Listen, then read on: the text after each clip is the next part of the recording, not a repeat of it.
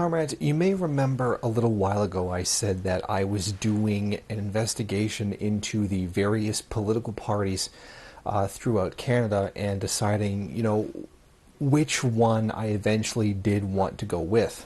Now, I have done that investigation, and the results of which are I have chosen not to go with any party.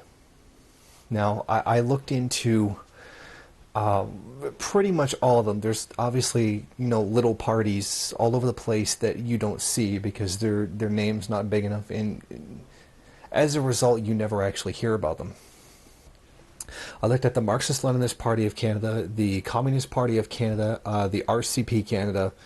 That's not like the Avakian crowd. This is separate from the RCP. Now, I have in the past voted for the Marxist-Leninist Party of Canada. I have voted for them. They were the only Marxists on the ballot, which is why I voted for them. Now, having looked at the various parties, I've decided that none of them fit what I believe. And none of them fit what it is that I particularly support. Now, I started with the Marxist-Leninist Party of Canada. Again, because I had voted for them previously, I decided to look at them first. I've contacted them numerous times. In fact, I even know a guy who used to run for them in elections. And they've never answered me. Ever. Now, I don't think it's intentional. I think that's just a problem that they have. I mean, I've heard a lot of things about them, like saying that they're basically like kind of cultish around their founder Baines. And I cannot confirm or deny that because I frankly don't know them. I've never particularly had any conversations with them. I've never really spoken with any of their members outside of the one guy that I do know. So I can't really say anything about them. I can't get a hold of them. I can't learn them. So I had to turn them down. Then my second choice was the RCP Canada. They much more closely match what it is that I believe. In fact, I would say that there's probably nothing in their party program that I would disagree with. I particularly like their stance on Quebec and the Quebec independence issue. While I've never had an opportunity to actually speak to anyone in the RCP, which is obviously a difficulty considering that it's an underground organization, I've had more than one occasion to speak to some of their front groups, particularly the ones in Ottawa. And given the way that they choose to conduct themselves, the way that they feel that their organizations need to run in a very intensely childish manner, I'm going in the direction of saying that I don't want to be associated with them. The two particular Ottawa groups, when I did speak to them, they both came off to me as astoundingly arrogant. They pretty much, without putting it in too many words, declared themselves to be the rightful heirs to Maoism in Canada, and I thought that was pretty ridiculous. Even in the context that I believe anyone in the first world claiming to be an heir to Marxism is ridiculous. To me, the only voice of Maoist theory that there can be, obviously nobody can be Mao Zedong thought because Mao Zedong is dead. The only one who can really discuss Maoist theory is the Naxals. And I frankly think that they're the only ones who really can. And I highly support the Naxals, but obviously I'm not Indian, I don't live in India, ... Well, I was really extraordinarily put off by the way that they choose to conduct themselves. So I decided that if that's the way their front groups operate, particularly with childish name calling and accusation throwing because someone doesn't agree with them. Frankly, they're very anti-materialistic. Not anti-materialistic, anti-material. They are extremely deep into identity politics. I mean, that's very obvious from talking to them. They're very, very deep into identity politics, and that's not Marxism. That's not Marxism at all. They are more concerned with being language police than they are with revolution. For example, they prefer to focus entirely on having quote-unquote safe language, which is a vague term in itself, rather than talk about anything of any serious substance. And they highly reject a lot of material analysis, and you can't be doing that. So eventually I chose not to go with the RCP. Unfortunately, not due to the actual RCP itself, which I do still like the party itself because I do like its line. Its front groups, I particularly the Ottawa ones that I find revolting. I don't have anything bad to say about the Toronto one. I can honestly say that I don't know their Toronto front group. I don't know anybody there. I've never really spoken to them. Just to be clear on everything that I'm saying. Then the final choice was the Communist Party of Canada. Now, I did actually get a chance to meet up with them and one of their, say, higher ranking members. I'm not exactly sure the person's position within the party. Now, they don't like Maoism, but that didn't seem to be much of an issue particularly. It was basically a case of, as long as you went along with the party line, then there really was no problem. The thing was, I also have a problem with some of the anti-material views they take on some issues. And that is a problem for me. I take a very strong materialist, obviously dialectical materialism, but I acknowledge the material conditions. From the supporters that I spoke to, the people I spoke to were part of the Youth League, so the Youth League may not adequately represent the views or opinions of, the actual party, full party members themselves, but they too seemed preoccupied with identity politics, and that's not... I genuinely hate identity politics, especially along the lines of things like Tumblr. Tumblr is a god-awful thing that shouldn't exist, but that's a whole separate thing altogether. I am looking into this group called Rise Up, but they are very, very, very underground. So I will probably never see anybody in there. But I have to say, I've read some of the stuff from Rise Up, and it is really, really good.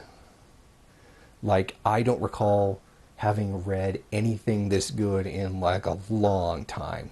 Like, I don't recall reading anything that good from a first worldist in a really long time, or possibly even ever. I think that might have been the best stuff I've ever seen a first worlder write. Now, one of the things that complicated all this is because I have, as I've said before, very heavy third worldist leanings, and that can be a tremendous problem in and of itself. But I do have a very, very strong third worldist view, and I will explain what that is in a few moments, because I know that that's got to be annoying you. I was very off-put by a lot of the way first world Marxists operate, particularly Facebook Marxists, which is like the vast majority of them, and the just seemingly idiotic way that they behave It's like one of those things that reconfirms what it is that you already think. I'm having a hard time explaining it, but I think you essentially get the point. Basically, due to these, I mean, I don't mean to make this specific, but I do notice that the vast majority of them are American, if that means anything. I don't think very much of first world Marxists in general. I really don't think much of first world Marxist parties in general. The only really good one I would say would be the CPG-BML, the Communist Party of Great Britain, Marxist-Leninist. I mean, I disagree with them over their stance on China, but on the whole, I actually really like them because they do work. They're out there, and they can be tanky-ish, but generally, in terms of first world Marxist parties, they're not bad. But the main point of this video was to say that generally I am not going to be joining any Marxist parties in Canada because I have looked what's there, and I either can't get a hold of them, frankly despise them for the way they act, or with what is a CPC, we're just not compatible. For example, they don't have a third worldist line, and I have a very heavy third worldist line. So that's the situation that's where it stands right now. Something may happen in the future with another group, blah blah blah. Anything can happen. Now, as for this, in the midst of me being claimed to be a sexist, with essentially nothing backing it up, this video right here is me replying to Thunderfoot, essentially. Thunderfoot put out 3 videos on Anita Sarkeesian's tropes versus women, damsels in distress. And through all these 3 videos, he made very terrible arguments. And I sat down, I went through all 3 of them, and essentially I refuted absolutely every single, little tiny, even nitpicky point. This video came out to about an hour and 40 minutes, which is way, way longer than I thought it was going to take. I didn't think it was going to be that long. Unfortunately, due to misogyny being the way it is, I'm probably never going to upload this video, because I think we can all guess what would happen if it did. So I'm going to try to decide to see what it is that I could do with this video. Feminism is a very, very sensitive issue, which it actually really shouldn't be. It should be very straightforward, because I always tend to find this insanely ironic. I've had people just completely throw me off their friends list for being a feminist, and literally be called retarded and all kinds of names for being a feminist. Yet at the same time, the complete other section of the Facebook commies insist that I'm sexist. It never ceases to amaze me how I can always be the both extreme ends of something. I'm both a Jew, supposedly, and an anti-Semite. I'm both a bourgeois elitist, but I'm also a minimum wage piece of trash. In truth, I'm a minimum wage piece of trash, but that's besides the point. I'm both a feminazi and a woman hater at the same time. To those of you who have been watching me for years, know that's pretty much been my trademark. Somehow managing to be both extremes of something without even trying. So okay, I'm just rambling now. To cut it short, because of the whole Google plus BS, I don't even really want to get into that. I decided that I do have to eventually connect my YouTube account to a Google Plus, so I went ahead and did that. and I have decided to rebrand the channel at the same time.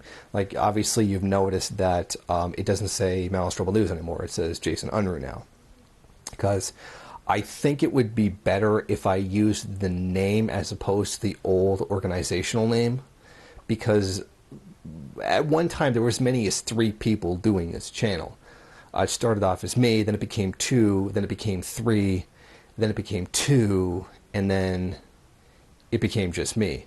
There was Redneck D, who I was doing it with. Redneck D went on to do like actual union politics. Like, he's, you know, a ranking union member. He's also not a Maoist anymore. He's a Luxembourgist. Nightcrow Red went on to do protest stuff in real life. So essentially, both of them ended up doing more than I've ever done. In fact, both of them each have done more than I've ever actually done, in that I've never actually been to a protest in real life. And actually, I will be the first one to tell you that I'm nothing. I'm literally just a guy on the internet. I'm not really to be taken all that seriously. I'm not important. Like, I'm the first one the first one on the internet to say, yes, I am a nobody, and what I do isn't even significant in any way. I mean, everybody else has got their head up their own ass, thinking that they're like the greatest thing ever, that they're the true representatives of Marxism, or their thoughts are the real thing. But no, I'll tell you right up, straight up, there's a reason why we're called Facebook revolutionaries, and that's because we all exist on Facebook. And being a larger name that I am, in that I am within the circles of Marxists, I am highly recognized.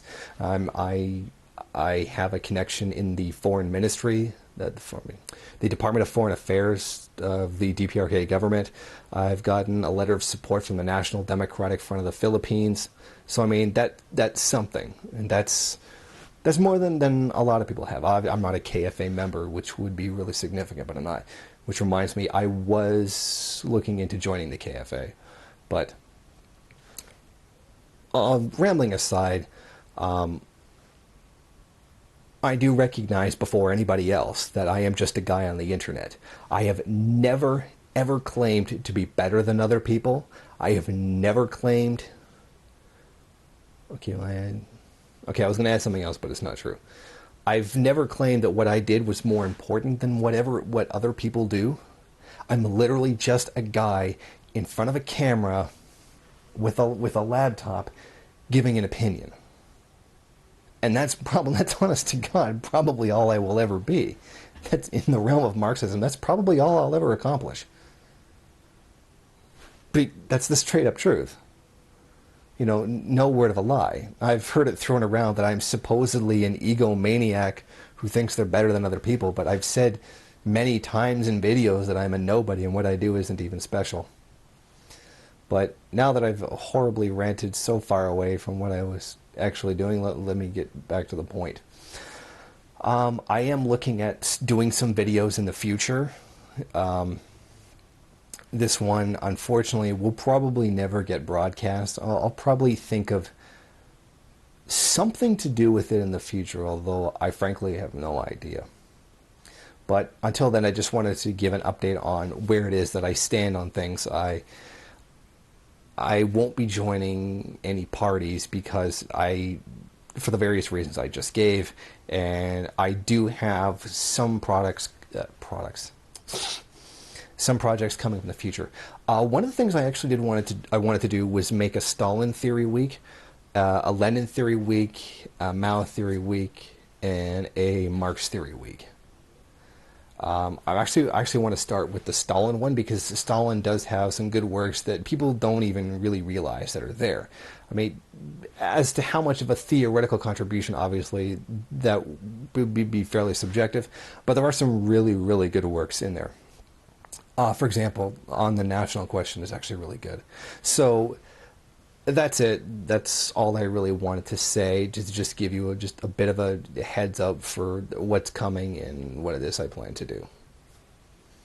See ya.